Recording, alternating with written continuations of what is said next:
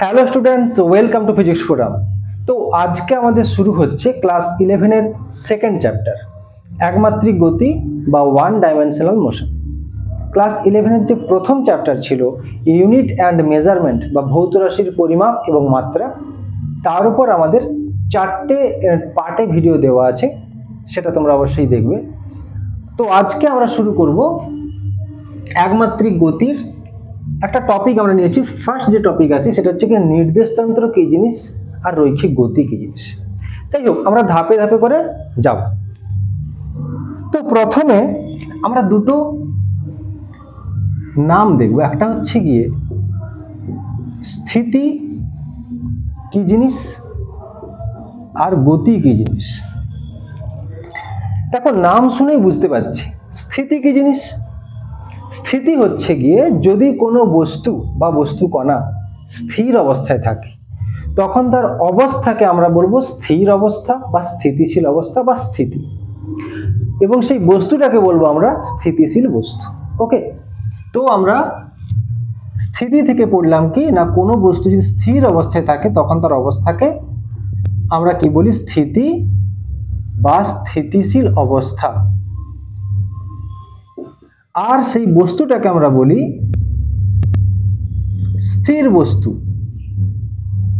ঠিক একই রকম ভাবে যদি কোনো বস্তু গতি বা গতিশীল অবস্থায় থাকে, এক জায়গা থেকে আরেক জায়গায় যাতায়াত করে, সময়ের সঙ্গে সঙ্গে তার অবস্থান চেঞ্জ হয়, তখন তাকে আমরা বলবো কি না, সেই বস্তুর যে অবস্থা তাকে আমরা বলবো গতি বা গতিশীল অবস্থা, আর সেই বস্তুটাকে আমরা বলবো কি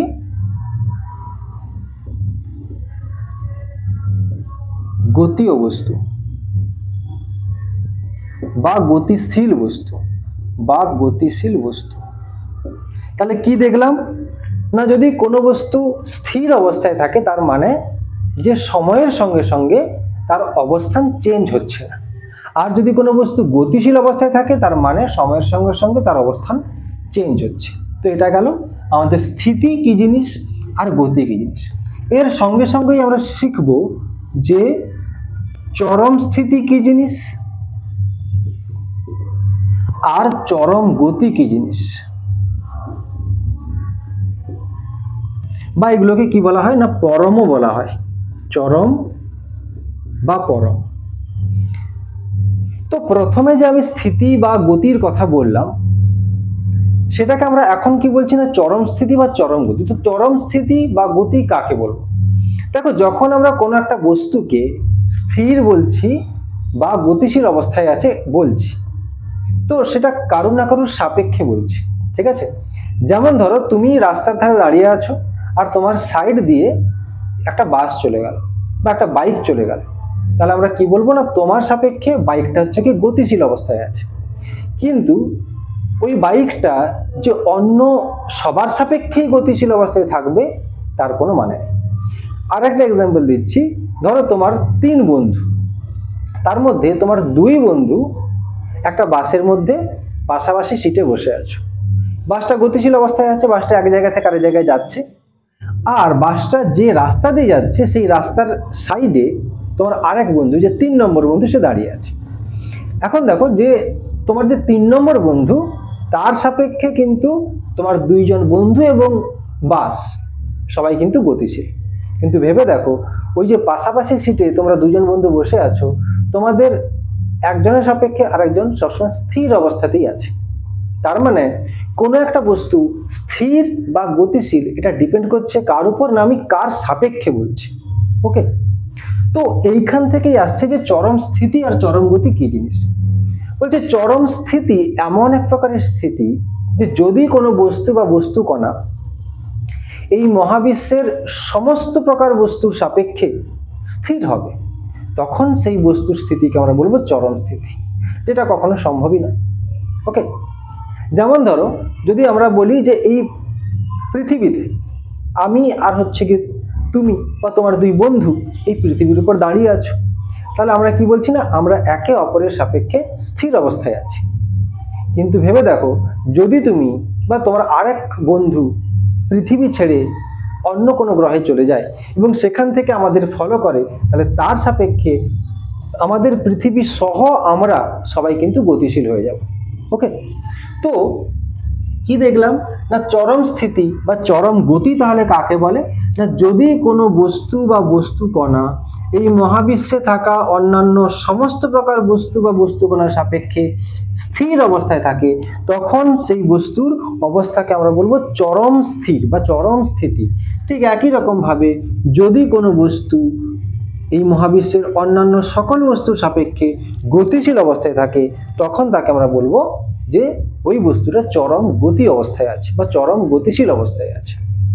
একটা যদি এক্সাম্পল নেই তাহলে কি বলবো না, ওই যে তিনজন বন্ধুর কথা বলেছিলাম তার মধ্যে দেখো ওই বাসটা 3 নম্বর বন্ধুর সাপেক্ষে, মানে যে রাস্তার সাইডে দাঁড়িয়ে আছে তার সাপেক্ষে গতিশীল, কিন্তু তোমরা যে দুজন ভেতরে বসে আছো তোমাদের সাপেক্ষে বাসটা গতিশীল নয়, বা তোমাদের সাপেক্ষে বা একে অপরের সাপেক্ষে তোমরা কেউই হচ্ছে গিয়ে গতিশীল নয়। তার মানে সেখানে তোমরা কেউই হচ্ছে গিয়ে চরম গতিশীল অবস্থাতেও ছিলে না, আবার চরম স্থিতিশীল অবস্থাতেও ছিলে না। তার মানে চরম গতি বা চরম স্থিতি যেটা দেখা যাচ্ছে যে বাস্তবে এরকম হচ্ছে গিয়ে সম্ভব নয়। এইখান থেকে একটা কনক্লুশনে আমরা পৌঁছাতে পারি, একটা সিদ্ধান্তে পৌঁছাতে পারি যে সব স্থিতি ও গতি, সব স্থিতি বা গতি হচ্ছে গিয়ে আপেক্ষিক, মানে বিভিন্ন বস্তুর সাপেক্ষে বিভিন্ন রকম, তাই দেখ আমরা আপেক্ষিক বলছি। ওকে, এই হচ্ছে গিয়ে আমাদের স্থিতি আর গতি কি জিনিস। এবার আমরা একটা নতুন টার্ম শিখবো যার নাম অলরেডি আমি টপিকে লিখেছি, যে নির্দেশতন্ত্র হচ্ছে কি জিনিস। নির্দেশতন্ত্র বা নির্দেশতন্ত্র বা ফ্রেম অফ রেফারেন্স। তো আগে তো নির্দেশতন্ত্র কি জিনিস বা ফ্রেম অফ রেফারেন্স কি জিনিস। একটা গল্প বলি, ধরো তোমার মা তোমাকে ইমিডিয়েট কিছু দরকার হয়েছে, কোনো জিনিস আনতে পাঠিয়েছেন বাজারে। এবার তুমি বাজারে জিনিস কিনছো, হঠাৎ তোমার মায়ের মনে পড়লো যে অন্য কোনো একটা জিনিসও আনতে দিতে হতো, কিন্তু তোমার মা ওই মুহূর্তে ভুলে গেছিলেন। তো সঙ্গে সঙ্গে তোমার মা কি করলেন, তোমাকে কল করলেন, কল করে তোমাকে সবার আগে জিজ্ঞাসা করলেন যে বাবু তুমি কোথায় আছো, ঠিক না? তো তখন তুমি কি বলবে? তুমি যদি এক্সাক্ট যে জায়গাটায় আছো যদি ওইটা না বলো, বা তোমার মা বুঝতে পারবে না। ধরো তুমি বললে আমি রাস্তায় আছি, এখন রাস্তা বলতে তো রাস্তার অনেক জায়গায় হতে পারে, তো তুমি কোথায় আছো তো আমার ক্লিয়ার বুঝতে পারছে না যে তুমি বাড়ির কাছাকাছি রাস্তায় আছো নাকি বাজারের কাছাকাছি রাস্তায় আছো। যদি তুমি বাড়ির কাছাকাছি চলেই এসছো তাহলে তোমার মা তোমাকে আর বলবেন না যে ঘুরে যাও। আর যদি বাজারের কাছাকাছিই আছো তাহলে তোমাকে বলবেন, বা যদি বাজারেই আছো তাহলে বলবেন যে হচ্ছে কি যে জিনিসটা বলতে ভুলে গেছেন সেটা আনতে বলবেন। তাহলে তুমি কি বলবে না, কোনো একটা নির্দিষ্ট পয়েন্টের কথা বলবে। যে ধরো আমি ধরে নিচ্ছি তোমার বাজার আর তোমার বাড়ির মাঝখানে কোনো একটা জায়গায় ধরো তোমাদের কোনো একটা বট গাছ আছে, তো তুমি বললে যে আমি বট গাছের কাছে আছি। এবার যদি সেই বট গাছটা বাজারের কাছে হয়, সেটা তোমার মা জানবেন যে বট গাছটা কোথায় আছে। তাহলে তুমি কতটা কাছে বা কতটা দূরে, বা তোমার নিজের যে অবস্থান বা পজিশন, সেটা বোঝানোর জন্য কারুর একটা সাহায্য নিলে। এই যার সাহায্য নিয়ে বা যার সাপেক্ষে কোনো একটা বস্তু বা বস্তু কণার অবস্থান আমরা ভালোভাবে বুঝতে পারি, সেই যে সাহায্য যার কাছ থেকে আমরা নিচ্ছি বা যার সাপেক্ষে আমরা বলছি, ওই সাপেক্ষ বস্তুগুলোই হচ্ছে গিয়ে বা বস্তু সামগ্রীটাই হচ্ছে গিয়ে নির্দেশতন্ত্র। তো তুমি যখন বলছো যে আমি বট গাছের কাছে আছি, তখন বট গাছ এবং বট গাছ সহযোগে বাকি ওই যে জায়গাটা পুরোটাই হচ্ছে গিয়ে তোমার নির্দেশতন্ত্র হিসেবে পরিচিত। ওকে, তো এই হচ্ছে কি আমাদের নির্দেশতন্ত্র বা ফ্রেম অফ রেফারেন্স। এটা দু রকমের হতে পারে, একটা হচ্ছে গিয়ে জড়ত্বীয় নির্দেশতন্ত্র, আর একটা হচ্ছে গিয়ে অজড়ত্বীয় নির্দেশতন্ত্র। এটা হচ্ছে গিয়ে ইনার্সিয়াল ফ্রেম অফ রেফারেন্স, এটা হচ্ছে গিয়ে non inertial frame of reference. ঠিক আছে। এই যে জড়ত্বীয় আর অজড়ত্বীয়, inertial non inertial frame of reference, এখানে দেখো একটা ওয়ার্ড বলছি বারবার, জড়ত্বীয় আর এই যে ইনার্সিয়া। তো এখানে ইনার্সিয়া বলে একটা জিনিস আছে, বা জড়তা বা জাড্য, ইনার্সিয়া বলে একটা জিনিস আছে বা জাড্য। এই জাড্য অ্যাকচুয়ালি তোমরা হয়তো আগে পড়ে থাকতেও পারো, কিন্তু আমাদের এখানে মেনলি নিউটন যে চ্যাপ্টারটা আছে সেখানে এই জাড্য সম্পর্কে ভালো করে আছে, বা আমাদের এই জড়ত্বীয় বা অজড়ত্বীয় নির্দেশতন্ত্র সম্পর্কেও ভালো করে সেখানে আছে। কারণ তুমি যদি ইনার্সিয়া বা জাড্য সম্পর্কে বেশি করে না জানো, তাহলে খালি খালি হচ্ছে গিয়ে এই দুটো প্রকারভেদ সম্পর্কে তোমাকে বিশেষ ডিপ বলে হচ্ছে কি কোনো লাভ হবে না। তো যখন আমরা কি পড়বো না, যখন নিউটন পড়বো তখন আমরা এই দুটো জিনিস আরো ভালো করে পড়বো। ওকে, যে জড়ত্বীয় নির্দেশতন্ত্র কি জিনিস আর অজড়ত্বীয় নির্দেশতন্ত্র কি জিনিস। এখন শুধু দুটো কথা মনে রাখবো, যে জড়ত্বীয় নির্দেশতন্ত্র বা ইনার্সিয়াল ফ্রেম অফ রেফারেন্স মানে যে রেফারেন্স, যে ফ্রেম অফ রেফারেন্স বা যে নির্দেশতন্ত্র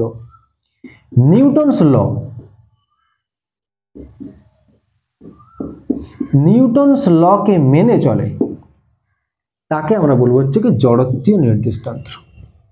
আর যেটা হচ্ছে কি নিউটনস ল কে মেনে চলবে না, সেই নির্দেশতন্ত্রকে আমরা বলবো অজড়ত্বীয় বা নন ইনার্সিয়াল ফ্রেম অফ রেফারেন্স। ঠিক আছে, তো আপাতত এইটুকুই মনে রাখো, যখন আমরা কি পড়বো বললাম না নিউটনস ল পড়বো তখন আমরা এটা আরো ভালো করে বুঝবো।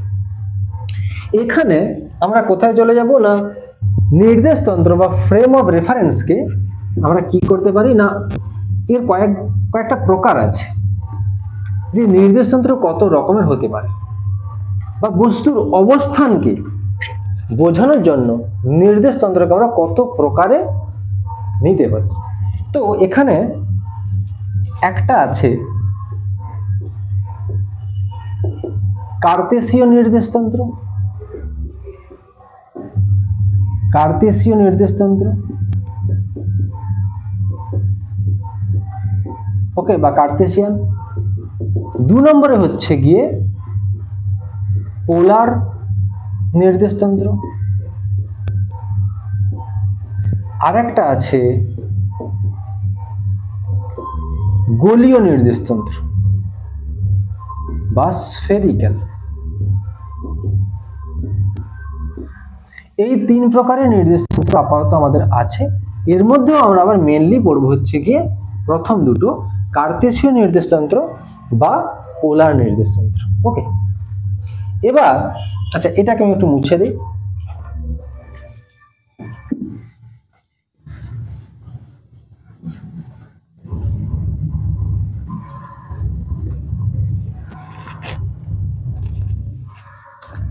এবার কার্তেশীয় যে নির্দেশতন্ত্রটা আছে এটা আবার 3 রকম। এটা হচ্ছে গিয়ে 3 রকম। কি কি? নম্বর 1 হচ্ছে গিয়ে একমাত্রিক, 2 হচ্ছে গিয়ে দ্বিমাত্রিক, আর 3 হচ্ছে গিয়ে ত্রিমাত্রিক। একমাত্রিক বলতে কেমন না, ধরো এই পেনটা আছে, এই পেনের উপর দিয়ে ধরো একটা পিঁপড়ে হচ্ছে কি এই দিক থেকে এই দিকে যাচ্ছে, এই দিক থেকে এই দিকে, ধরো এই দিক থেকে এসে যাত্রা শুরু করেছে, কোনো একটা সময় পিঁপড়েটা এই রকম জায়গায় আছে। তাহলে আমি যদি তার অবস্থানকে জানতে চাই, এই শুরুর যে পয়েন্টটা ছিল প্রাথমিক বিন্দু থেকে, আমি একটা রেখা বা হচ্ছে একটা দৈর্ঘ্য মাপবো, যেখানে সে আছে, দিলে হচ্ছে কি আমি কি পেয়ে যাব না তার অবস্থানটা পেয়ে যাবো, তাকে খুঁজে পাবো। তো এইটা হচ্ছে গিয়ে একে আমরা বলি কি না একমাত্রিক গতি, এবং এটা বোঝানোর জন্য যে নির্দেশতন্ত্র দরকার সেটা হচ্ছে গিয়ে একমাত্রিক নির্দেশতন্ত্র, বা এটা কার্তেশীয় নির্দেশতন্ত্রের আন্ডারেই পড়ছে। ওকে, তো আমরা বলতে পারি যে কোনো একটা অক্ষ বা একটা লাইন হচ্ছে গিয়ে প্রয়োজন পড়বে একমাত্রিক নির্দেশতন্ত্রকে বোঝানোর জন্য। এইটা যদি হচ্ছে কি আমার ইনিশিয়াল পয়েন্ট হয় বা প্রাথমিক বিন্দু হয়, তাহলে এই লাইন বরাবর যদি কোনো একটা বস্তু বা বস্তুকণা যায়, তাহলে কোনো একটা সময় সে কোথায় আছে সেটা শুধুমাত্র এই দৈর্ঘ্য থেকেই হচ্ছে গিয়ে বুঝে নেওয়া সম্ভব। যদি এই দূরত্বটা এক্স হয়, তাহলে আমরা বুঝতে পারবো যে সে ঠিক এই পয়েন্টেই আছে। ওকে, এবার দ্বিমাত্রিক। ধরো তোমার বাড়ির যে হচ্ছে কি মেঝে আছে, এই মেঝেই হচ্ছে গিয়ে দ্বিমাত্রিক একটা ক্ষেত্র, যেখানে যদি কোনো বস্তু বা বস্তুকণা যাতায়াত করে, তাহলে তাকে তার অবস্থানকে বোঝানোর জন্য আমাদের কাকে লাগবে না দ্বিমাত্রিক নির্দেশতন্ত্রকে লাগবে। তো দ্বিমাত্রিক নির্দেশতন্ত্রটা কেমন না, এখানে দুটো হচ্ছে কি অক্ষ আমাদের কাজে লাগবে, একটা এক্স অক্ষ ধরে নিচ্ছি, একটা ওয়াই অক্ষ। তো এইখানে ধরো একটা কোনো একটা বস্তু এরকম ভাবে এই তলের উপর ঘুরে বেড়াচ্ছে, তো কোনো একটা সময় ধরে নিচ্ছি সে এই জায়গায় আছে। তাহলে এই জায়গাটা খুঁজে পাওয়ার জন্য আমরা কিভাবে পৌঁছাবো না, প্রথমে আমরা এক্স অক্ষ বরাবর একটা দূরত্ব যাব এবং সেখান থেকে আবার ওয়াই অক্ষ বরাবর আর একটা দূরত্ব যাব। তাহলে এই যে দূরত্বটা আমরা বলছি এক্স, আর এই যে দূরত্বটা এটাকে বলছি ওয়াই। তাহলে এটা যদি পি পয়েন্ট হয়, একে আমরা লিখতে পারি পি এক্স কমা ওয়াই। ঠিক আছে, তাহলে এই পয়েন্ট থেকে এইটা হচ্ছে কি অ্যাকচুয়ালি আমাদের মূলবিন্দু ছিল। এই মূলবিন্দু থেকে এক্স অক্ষ বরাবর প্রথমে এক্স দূরত্ব যাব, সেখান থেকে ওয়াই অক্ষ বরাবর হচ্ছে কি আমরা ওয়াই দূরত্ব যাব। দিলে এই পি পয়েন্টটাকে আমরা খুঁজে পাবো, বা পি অবস্থানে যে বস্তু বা বস্তুকণা আছে তার অবস্থানকে আমরা বুঝতে পারবো যে সে কোথায় আছে। ওকে, এটা গেল দ্বিমাত্রিক নির্দেশতন্ত্র। এবার আসছে ত্রিমাত্রিক। এই ত্রিমাত্রিকের যদি এক্সাম্পল বলি, তাহলে এর আগে দ্বিমাত্রিকের যে এক্সাম্পল ছিল আমরা কি বলেছিলাম না, মেঝের ওপর কোন একটা বস্তু বা বস্তুকণা বা পিঁপড়েই তুমি ধরতে পারো, সে হচ্ছে ঘুরে বেড়াচ্ছে, তার অবস্থান বোঝার জন্য আমাদের কি লাগবে না দ্বিমাত্রিক নির্দেশতন্ত্র লাগবে। কিন্তু ভেবে দেখো, তুমি যে রুমে আছো সেই রুমে একটা মাছি হচ্ছে কি ঘুরে বেড়াচ্ছে, তাহলে তার যে কোনো একটা ইনস্ট্যান্ট, যে কোনো একটা নির্দিষ্ট সময়ে তার অবস্থানকে বোঝার জন্য আমাদেরকে কি লাগবে না, আমাদের লাগবে ত্রিমাত্রিক নির্দেশতন্ত্র। এখানে কি থাকে না, তিনটে হচ্ছে কি অক্ষ এক্স ওয়াই জেড। যদি এক্স হয় এটা ওয়াই, এটা তাহলে জেড। তো একই রকম ভাবে আমরা কি করব না, দেখো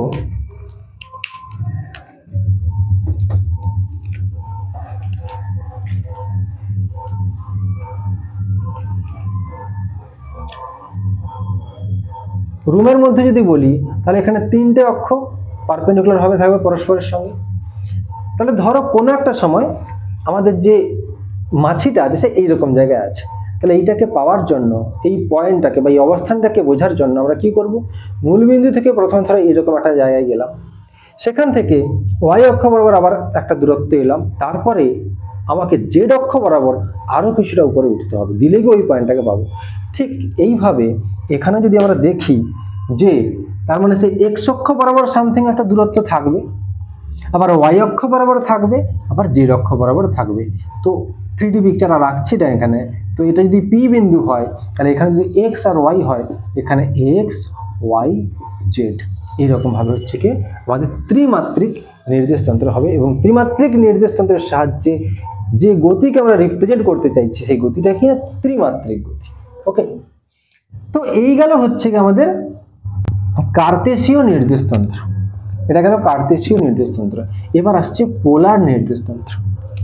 পোলার নির্দেশতন্ত্র দেখো, এই যে বিন্দুটা ছিল পি বিন্দুটা, কোথায় দ্বিমাত্রিক নির্দেশতন্ত্রে যে পি বিন্দু ছিল, এই পি বিন্দুকে শুধুমাত্র এইরকম এক্স আর ওয়াই এই দুটো অক্ষ বাদেও আরেকরকম ভাবে প্রকাশ করা যেতে পারে। কিভাবে না, আমি ধরে নিচ্ছি এই মূলবিন্দু থেকে পি বিন্দুর যে দূরত্ব, স্ট্রেট লাইন যে ডিস্টেন্স, সেটা হচ্ছে গিয়ে ধরে নাও আর।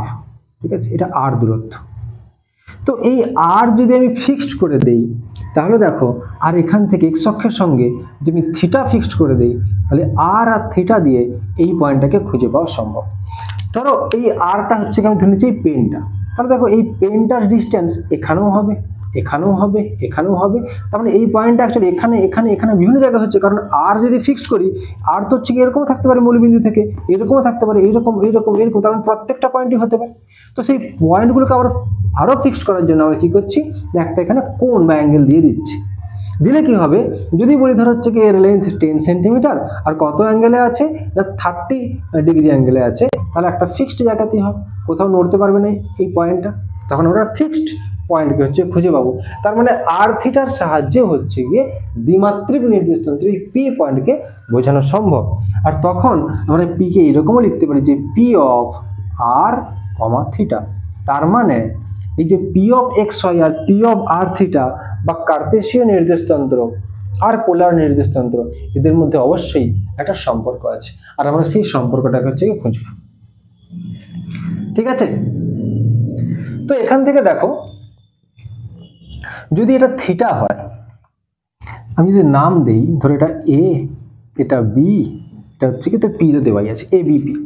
এই এবিপি হচ্ছে গিয়ে একটা সমকোণী ত্রিভুজ, এবিপি হচ্ছে কি একটা সমকোণী ত্রিভুজ, আমরা দেখতে পাচ্ছি এটা হচ্ছে কি 90 ডিগ্রি আছে, তাহলে সমকোণী ত্রিভুজ।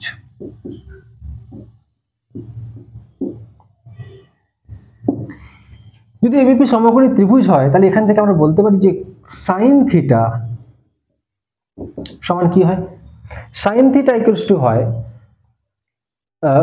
লম্ব বাই হচ্ছে কি অতিভুজ। সাইন থিটা সমান কি, লম্ব বাই অতিভুজ। তো লম্ব এখানে কে না ওয়াই হচ্ছে কি লম্ব, আর অতিভুজ এখানে কে দেখতে পাচ্ছি আর, তাহলে আর হচ্ছে কি অতিভুজ। তাহলে এখান থেকে বলতে পারি Y equals to R sine theta. একই রকম ভাবে আমরা দেখতে পাচ্ছি যে X equals to R cos theta হবে। ঠিক আছে, আর এখান থেকে যদি আমি বলি যে X square plus Y square equals to কত হচ্ছে না আর স্কোয়ার, যদি আমি কমন নিয়ে নেই তাহলে সাইন স্কোয়ার থিটা প্লাস, এটাকে মুছে দিচ্ছি, প্লাস কস স্কোয়ার থিটা, আর এটার ভ্যালু আমরা জানি 1 হয়, তার মানে Y square X square plus Y square equals to R square. তো এইগুলো হচ্ছে আমাদের সম্পর্ক।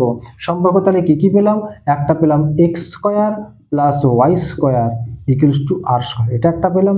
আর একটা দেখো এই যে আছে Y equals to R sine theta আর X equals to R cos theta. এখান থেকে বলতে পারি যদি এই দুটোকে আমরা ভাগ করে দিই, তাহলে দেখো Y by X equals to tan theta হয়ে যাচ্ছে। এটাও হচ্ছে কি একটা সম্পর্ক। তো এইভাবে আমরা পোলার নির্দেশতন্ত্র আর কার্তেশীয় নির্দেশতন্ত্রের মধ্যে একটা সম্পর্ক হচ্ছে কি পাচ্ছি। ওকে, তো এটা স্ক্রিনশট নিয়ে নাও।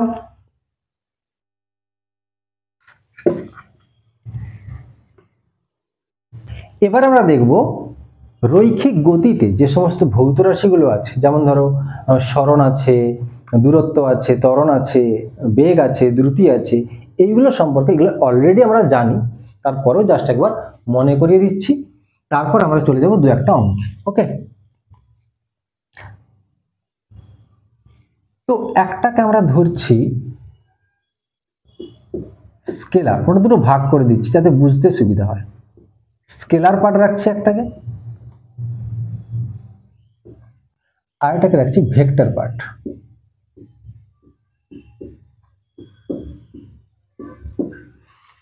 দেখো এখানে আমরা পড়ছি দূরত্ব। দূরত্ব হচ্ছে গিয়ে এক প্রকারের স্কেলার আছে, অবশ্যই এটা একটা লেন্থ। আবার এখানে সরণ হচ্ছে গিয়ে এক প্রকারের লেন্থ, কিন্তু এই হচ্ছে গিয়ে ভেক্টর আছে।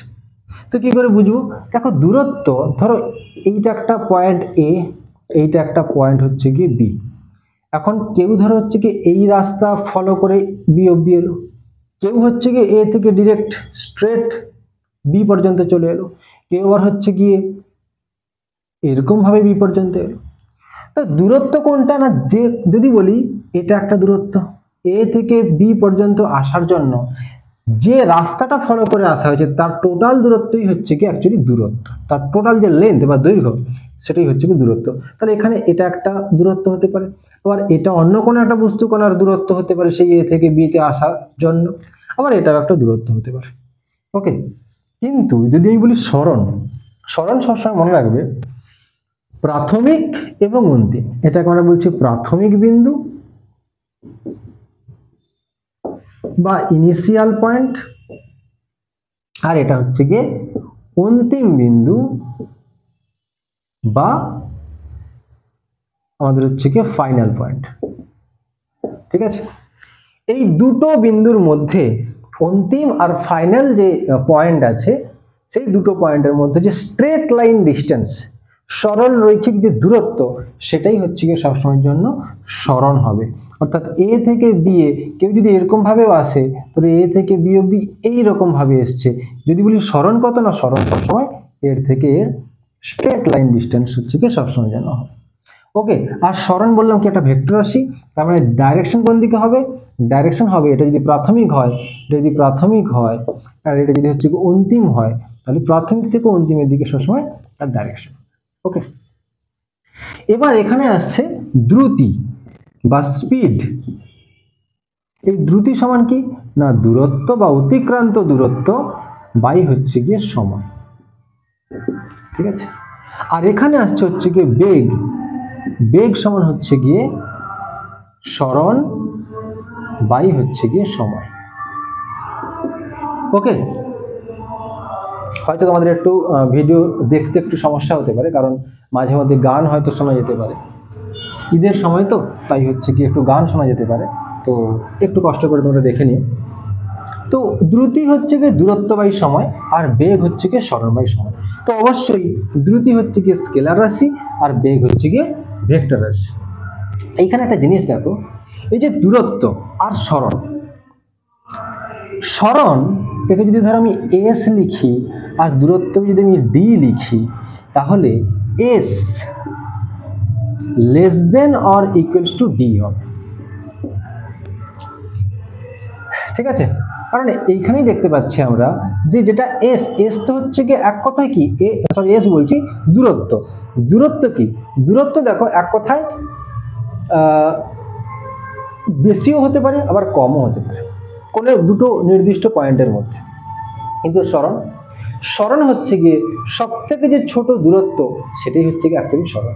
দুটো পয়েন্টের মধ্যে সব থেকে ছোট দূরত্ব কি হতে পারে, না তাদের মধ্যেকার সরলরৈখিক দূরত্বটাই বা সরলরৈখিক যে লেন্থ, সেটা হচ্ছে গিয়ে সব থেকে ছোট দূরত্ব, আর সেটা হচ্ছে গিয়ে কি হতে পারে, না সেটাই হচ্ছে গিয়ে অ্যাকচুয়ালি সরণ। তার মানে সরণ কি হতে পারে, না দূরত্বের সমানও হতে পারে, আবার দূরত্বের থেকে ছোটও হতে পারে, কিন্তু দূরত্বের থেকে কখনো বড় হবে না। ওকে, এই জন্য সেটাকে আমরা লিখতে পারি যে S less than or equals to D. ঠিক একই রকম ভাবে দ্রুতিকে যদি হচ্ছে একটা কাজ করি, এটাকে আমরা এল ধরে নিচ্ছি, এটাকে আমরা এল ধরে নিচ্ছি। ওকে, এবার দ্রুতি কয় প্রকারের আছে, না দ্রুতি হচ্ছে গিয়ে সমদ্রুতি হতে পারে, আবার অসমদ্রুতি হতে পারে। বেগ সমবেগ হতে পারে, আবার অসমবেগও হতে পারে। ঠিক আছে, আমি এগুলো একটু কুইক বলছি, বেশি ডিটেলসে হয়তো বলছি না, কারণ আশা করি তোমরা এগুলো মোটামুটি জানো, তাই আমি খুব একটা বেশি ডিটেলসে এগুলো বলছি না। সমবেগ বা সমদ্রুতি বলতে কি, না সমান সমান সময়ের ব্যবধানে সমান সমান দূরত্ব বা সরণ যখন অতিক্রম হবে, তখন তাকে আমরা বলবো সমবেগ বা সমদ্রুতি। ওকে, আর অসমবেগ বা অসমদ্রুতি কি জিনিস, না সমান সমান সময়ের ব্যবধানে যখন দূরত্বগুলো বা সরণগুলো ডিফারেন্ট হবে, আলাদা আলাদা হবে, তখন আমরা তাকে বলবো অসমবেগ বা এক্ষেত্রে অসমদ্রুতি। মনে রাখতে হবে, যখনই হচ্ছে গিয়ে এর পরে অ্যাকচুয়ালি আর কিছু নেই, যখনই হচ্ছে গিয়ে অসমবেগ হয়ে যাচ্ছে, ঠিক তখনই একটা কারণ চলে আসবে, তার নাম হচ্ছে গিয়ে ত্বরণ। ত্বরণ থাকলেই হচ্ছে গিয়ে বেগ অসম হয়ে যাবে, বা অসম বেগ থাকা মানে হচ্ছে গিয়ে ত্বরণ চলে আসবে। ওকে, ত্বরণকে সাধারণত এ ধরা হয়। ত্বরণও হচ্ছে গিয়ে দুই প্রকার, একটা হচ্ছে গিয়ে সমত্বরণ, একটা হচ্ছে গিয়ে অসমত্বরণ। ঠিক আছে, আবার ত্বরণ ধনাত্মক ত্বরণও হতে পারে বা ঋণাত্মক ত্বরণও হতে পারে। ধনাত্মক ত্বরণকে হচ্ছে গিয়ে শুধু ত্বরণও বলা হয়, আর ঋণাত্মক ত্বরণকে মন্দন বলা হয়। ঠিক আছে, মন্দন, বা একে হচ্ছে কি আমাদের পজিটিভ অ্যাক্সেলারেশন, আর একে হচ্ছে কি নেগেটিভ অ্যাক্সেলারেশন বা রিটার্ডেশন হচ্ছে কি বলা হয়। ওকে, তো এই গেল হচ্ছে কি আমাদের ত্বরণ, বেগ, সরণ, দূরত্ব, দ্রুতি। এবার এখানে আরেকটা জিনিস আছে, সেটা হচ্ছে গিয়ে ধরো আমি একটা এক্সাম্পল নিচ্ছি, ধরো এই একটা হচ্ছে কি এ পয়েন্ট ছিল, এইখান থেকে কেউ এইখানে আসছে, এবার কোনো একটা সময় সে এখানে এসছে, এই দূরত্বটাকে ধরছি আমরা S1, আর এইখান থেকে এত দূর আসতে যে সময় লেগেছে সেটা হচ্ছে কি ধরে নিচ্ছি T1। আবার কোনো একটা সময় সে ধরো এইখানে পৌঁছেছে, তো ধরে নিচ্ছি এই টোটাল দূরত্বটা হচ্ছে গিয়ে S2, আর এই দূরত্বটা আসতে সময় লেগেছে T2। এবার আমি যদি বলি যে এই যে দূরত্বটা আছে, এই দূরত্বটা যখন ওই বস্তু বা বস্তু কণাটা গেছে বা যাচ্ছিল সেই সময় তার বেগ কত ছিল বা দ্রুতি কত ছিল। তো এটাকে আমরা কিভাবে লিখতে পারি না, যদি দ্রুতির ক্ষেত্রে লিখি তাহলে লিখবো, ধরো দ্রুতিকে আমরা ধরো এস ধরে নিচ্ছি, দ্রুতিকে স্পিড তাই এস ধরে নিচ্ছি, বেগকে ভি ধরে নিচ্ছি কারণ ভেলোসিটি। তাহলে এস সমান, আচ্ছা এখানে তো আবার সরণকে আমরা এস নিয়ে নিয়েছি, আচ্ছা কাজ করি, দ্রুতিকে হচ্ছে কি আমরা ইউ ধরে নিচ্ছি, তাহলে ইউ ইকুয়ালস টু আমরা বলতে পারি যে দূরত্বের যে পার্থক্য সেটা বাই হচ্ছে কি সময়ের যে পার্থক্য সেটা। এটা করলেই হচ্ছে কি আমরা কি পেয়ে যাব না দূরত্ব, আমরা দ্রুতি পেয়ে যাব। ঠিক একই রকম ভাবে যদি আমরা দেখতেই পাচ্ছি এটা স্ট্রেট লাইন ডিস্টেন্স, তো এক্ষেত্রে এইটাই হচ্ছে কি আমাদের ভেলোসিটি বা বেগ হয়ে যাবে। এটাকে লেখা যায় কেমন না ডেল এস ডেল টি, যখন কিছু একটা পার্থক্য বোঝাচ্ছে এবং সেই পার্থক্যের একটা মিনিমাম একটা ভ্যালু আছে, ঠিক আছে, তখনই হচ্ছে গিয়ে তাকে আমরা ডেল এস ডেল টি এইভাবে হচ্ছে কি প্রকাশ করতে পারি। এবার এই যে V equals to del S del T লিখলাম, একে আমরা এরকমও লিখতে পারি যে ভি ইকুয়ালস টু, ধরো আমি একটা এক্সাম্পল দিচ্ছি, ধরো এটা একটা রাস্তা ছিল, এই রাস্তা দিয়ে হচ্ছে কি তুমি বাইক নিয়ে যাচ্ছ, আর এই রাস্তার ধারে কি আছে একটা ধর হচ্ছে গিয়ে পোস্ট আছে, ল্যাম্প পোস্ট আছে, ঠিক আছে। এবার আমি যদি বলি যে এই পোস্টটাকে তুমি যখন হচ্ছে গিয়ে ক্রস করছিলে ঠিক সেই সময় তোমার বেগ কত ছিল, তাহলে তোমাকে কি করতে হবে না এই পোস্টের যে বেদ সেটা দেখতে হবে দূরত্বটা, আর ওই বেদ পেরানোর সময় তোমার যে কত সময় লেগেছে সেটা তোমাকে দেখতে হবে। ভেবে দেখো সেটা কত সময় হবে, দেখা যাবে হয়তো 0.001 সেকেন্ড হবে, মানে খুবই কম সময় হবে ওই বেদটা বেরোতে তুমি যখন বাইকে যাচ্ছ। তো সেক্ষেত্রে এইটাকে এইভাবে লেখা তো সম্ভব নয়, তখন কেমন লেখা যেতে পারে না limit T tends to 0 del S del T, মানে এখানে বলা হয়েছে এই যে ডেল টি এর যে পার্থক্যটা এটা প্রায় জিরোর কাছাকাছি, আর এইটাকেই হচ্ছে কি বলা হয় তাৎক্ষণিক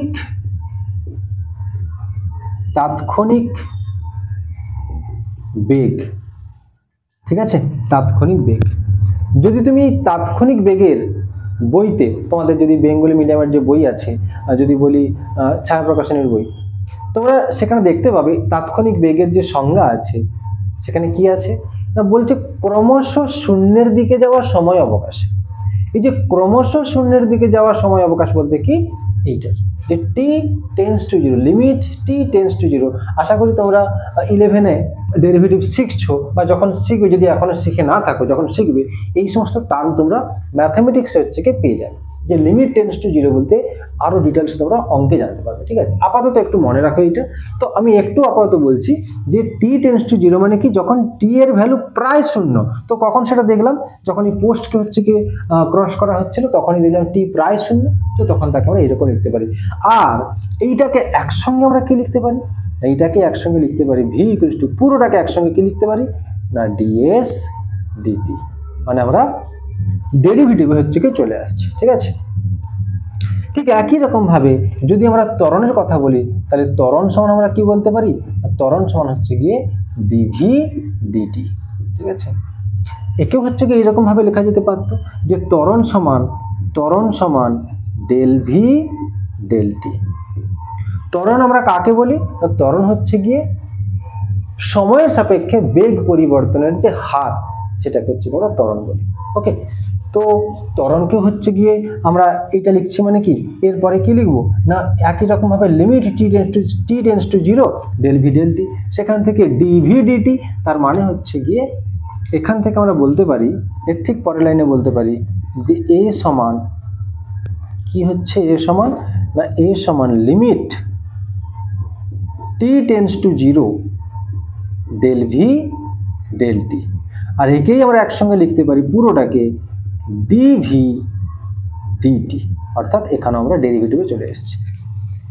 তো এই গেল হচ্ছে কি আমাদের দূরত্ব, বেগ, সরণ, ত্বরণ, এই সমস্ত জিনিস। ওকে, এরপর আমরা দু একটা অঙ্ক দেখব, যে অঙ্ক কেমন হবে হচ্ছে কি এরপর আসতে পারে। তো তোমরা এটা স্ক্রিনশট নিয়ে নিতে পারো।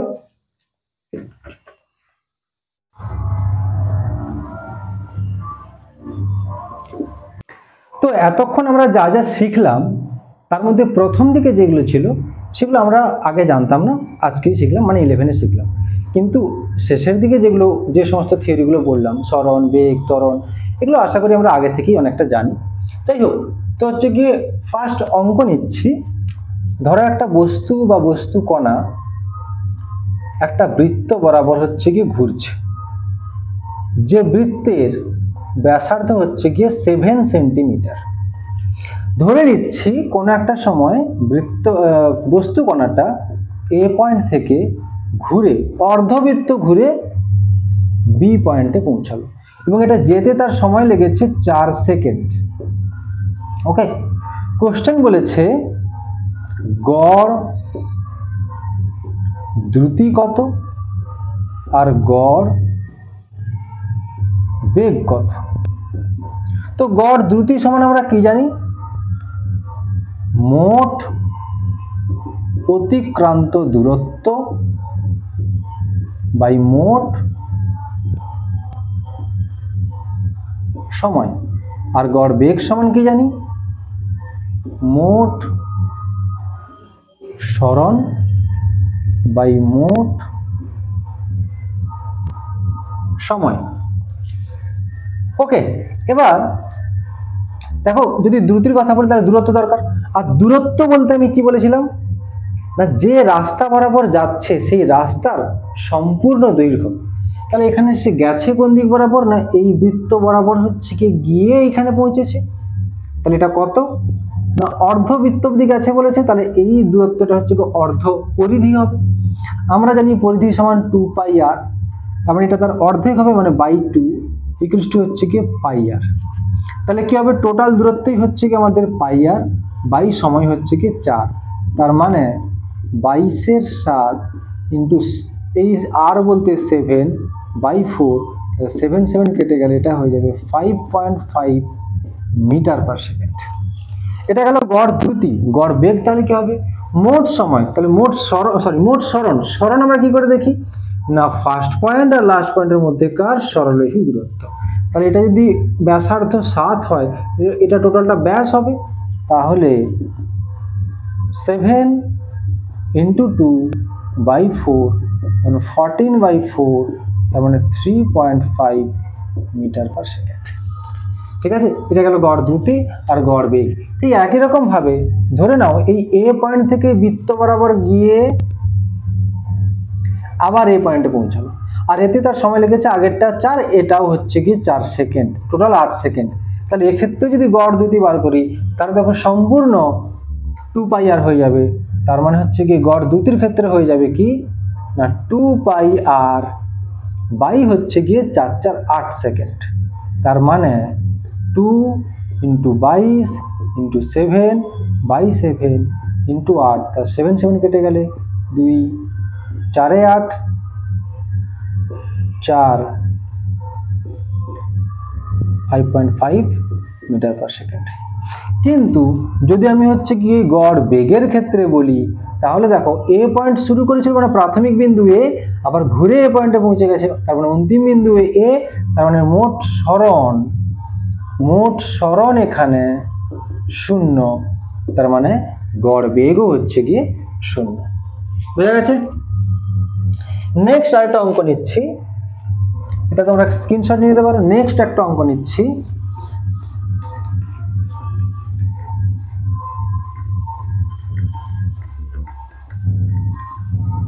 আশা করি তোমরা ডেরিভেটিভ জানো, এটা ভেবে আমি কোশ্চেনটা দিচ্ছি।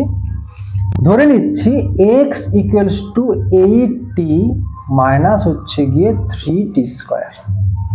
এটা একটা যেখানে x হচ্ছে গিয়ে তোমাকে বলা আছে ধরো সরণ, আর t হচ্ছে গিয়ে টাইম। তো দেখতে পাচ্ছি এক্স হচ্ছে গিয়ে ফাংশন অফ টি, টি এর উপর ডিপেন্ড করছে, টি চেঞ্জ হলে এক্স ও চেঞ্জ হয়ে যায়। এইরকম তোমাকে একটা সরণের বা দূরত্বের ইকুয়েশন দেওয়া আছে। কোশ্চেন বলেছে যে টি ইকুয়ালস টু 0 সেকেন্ড থেকে টি ইকুয়ালস টু 1 সেকেন্ডের মধ্যে গড় বেগ কত। আর একটা কোশ্চেন বলেছে টি ইকুয়ালস টু 1 সেকেন্ডে তাৎক্ষণিক বেগ কত। কি করব? তো প্রথমে টি ইকুয়ালস টু 0 তে দূরত্ব কত দেখব। তো যখন টি ইকুয়ালস টু 0 তখন দূরত্ব দেখো 0 হবে, টি এর জায়গায় 0, 8 0 0, টি এর জায়গায় 0, 3 0 0 এইটা। টি সমান যখন 1 সেকেন্ড তখন x সমান দেখো 8 - 3 মানে হচ্ছে কি 5। তাহলে মোট দূরত্ব কত বা দূরত্বের পার্থক্য কত না 5 - 0, আর সময়ের পার্থক্য কত না 1 - 0, তার মানে 5 মিটার পার সেকেন্ড। এটা হচ্ছে আমাদের 0 = 2 সেকেন্ড থেকে 0 = 1 সেকেন্ডে গড় বেগ বেড়ে গেছে। এবারে নেক্সট হচ্ছে কি তাৎক্ষণিক বেগ। আমরা জানি তাৎক্ষণিক বেগ v সমান ds dt, আর এখানটা s বলতে x করা আছে, তার মানে dx dt। এখান থেকে বলতে পারি ddt অফ x এর জায়গায় 80 - 3t স্কয়ার, তার মানে 8 - 60। এখন t সমান আমাকে কত বলা আছে না 1, তাহলে 1 বসে গেলে হয়ে যাবে 2 মিটার পার সেকেন্ড। এটাই হচ্ছে গিয়ে আমাদের t = 1 সেকেন্ডের তাৎক্ষণিক বেগ। তো আজকে আমাদের এই পর্যন্ত। নেক্সট পার্টে আমরা কি পড়ব না, সেটাও অ্যাকচুয়ালি আমরা 9 এ পড়ে এসেছি। তোমরা জানো s = ut + half at square, v = u + at, v square = u square + 2as। এই যে সমস্ত সূত্রগুলো আছে এইগুলো আমরা শিখবো, একবার অনুভূমিকের ক্ষেত্রে শিখবো, একবার উল্লম্বের ক্ষেত্রে শিখবো, আর তারপরে আমরা শিখবো গ্রাফ। তো নেক্সট পার্টে আমরা এইগুলো পড়বো। আজকে এই পর্যন্ত। সময় নষ্ট করো না, পড়াশোনা করতে থাকো। Thank you so much.